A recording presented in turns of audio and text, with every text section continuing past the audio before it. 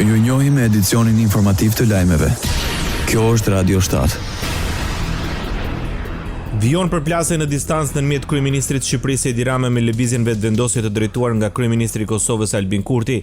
Pas kritikave nga vetëvendosje për protestën në Tiranë të UÇK-s, Edi Rama shkruan se lëvizja vetëvendosje i ngatron marrëdhëniet institucionale të Kosovës me Shqipërinë në çorbën e balotazheve komunale, duke theksuar se nuk ka kurfar gare me ta. Unë kam denoncuar farsën ndaj Hashim Thaçit e të tjerëve kurdo e kudo ku ka qenë rasti e nevoja, ndërsa lëvizja dihet se sa ka lëvizur në atë drejtim, shkruan Edi Rama. Kryeministri i Shqipërisë kujtoi lëvizjet vetëvendosje se gjykata speciale u ngrit për trafikun e organeve dhe jo për të marrë peng presidentin e Republikës Kosovës. Në lidhje me protestën, Edi Rama tha se e mbështet me gjithë zemër e do t'i bashkojë si pjesëmarrës i thjesht, nëse nuk do të ishte i vetëdijshëm se çdo politizim me dashje ose jo i kësaj nisme do të dëmtonte qëllimin dhe popularitetin e saj. Marrëdhëniet Shqipëri-Kosovë u kthyen në shkak edhe për përplasje mes mazhorancës dhe opozitës në Kuvendin e Shqipërisë. Reagimi erdhi pasi Partia Socialiste rozoi kërkesën për mocion mbi genocidin serb në Kosovë, ballaftoi opozitën të bëhet pjesë e protestës ose në të kundërt të organizojë vetë një tubim në mbështetje të ish-krerëve të UÇK-s. Vendimi juaj i Partisë Demokratike i bërë publik dje për të bojkotuar protestën e nesërme mbarkombëtare në mbështetje të UÇK-s dhe komandantëve të saj është thjesht konfirmimi i qëndrimeve dhe i veprimeve kundër interesit të Kosovës. Me që thatë se nuk doni të jeni për krah nesh, për krah kryeministrit. Kryeministri nuk do të jetë nesër në protest. Hajde, pse nuk vini? Sigurisht me kushtin që e bëri, me kushtin që të mos e politizojmë. Balla listoi dhe një seri akuza është artikuluara ndër vite ndaj ish-kryeministrit Berisha për çështjen e Kosovës. Kryetari i Partisë Demokratike Sali Berisha akuzoi kryeministrin Edi Rama se është shërbëtor i presidentit Serbisë Aleksandar Vučić. Ish-kryeministri akuzoi shumicën se nuk dënoi genocidin serb në Kosovë. A mundët një shqiptar të shkelmoj mbi këtë gjak? Po pse bëni këtë? Sepse kreu i juaj është jargati Aleksandar Vučićit.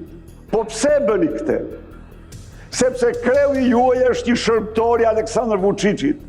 Po dhe çfarë do etnie që ti përkisti banor të Shqipërisë? Shqiptar, grek, rumun, malazez, çfarë do që t'jeni? Ndaj genocidit duhet të qëndroni. Ky është genocid. Vrasja civile për shkaqe etnike e civilëve është genocid. Ishte Sali Berisha. Radio 7, zëri pozitiv i qytetit. Kryetari i Partisë Demokratike të Kosovës, Memli Krasniqi, kujtoi kreu të lëvizjes vetëvendosje Albin Kurti se ka dhe 11 ditë afat për formimin e qeverisë si mandatar nga presidentja e vendit. Afatet kushtetuese janë të tilla që mund të përfundojmë në zgjedhje diku mes 30 nëntorit edhe 14 dhjetorit, ndoshta me 7 dhjetor. Kjo është matematika e thjeshtë, si më thonë, e procedurës para nesh. Tani, nëse na befason zoti Kurti që nuk kam ndonjë besimit që mund ta bëjë një gjë të tillë, e bën qeverinë për disa muaj, mesim me shkon zgjedhje në prill. Po unë besoj se është e kot. Megjithatë, ju shpreh bindur se Kurti nuk i ka numrat për formimin e qeverisë, ndaj siç vlerëson ai afatet kushtetuese mund ta sjellin vendin të përfundojnë në zgjedhje mes datës 30 nëntor deri më datën 14 dhjetor. Çfarë do qeverie tash, e cila do të kishte një jetë shkurtër dhe do të kishte mundësi që të sillte ndonjë dobi, mendoj që është e domosdoshme, e rëndësishme dhe e dobishme që të shkohet në zgjedhje sa më parë. E prej këtij momenti ku bëshon zgjedhjet, mekanizmi që na çon zgjedhje është dështimi i krijimit të qeverisë.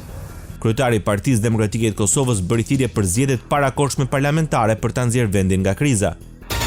Lista serbe ju drejtua sërish gjykatës kushtetuese të Kosovës lidhur me zgjedhjen e nënkryetarit të kuvendit nga radhat e komunitetit serb, duke pretenduar se janë shkelur kushtetuta, rregulloria e punës së kuvendit si një akt gjykimi më parshëm i gjykatës kushtetuese. Po ashtu kemi kërkuar vendosjen një mase të parakohshme për të ndaluar veprimet antikushtetuese që mund të shkaktojnë dëme të pakthyeshme, thuhet në njoftimin e listës serbe, partisë kryesore të serbëve të Kosovës që gëzon mbështetjen e Beogradit. Kuvendi i ri i Kosovës u konstitua më 10 tetor me zgjedhjen e Nenad Rashiqit si nën kryetar nga radhët e komunitetit serb. Zgjedhja e tij u bë pasi të 9 deputetët e listës serbe, ndonse u hodhën 3 herë në votim, nuk morën votat e nevojshme.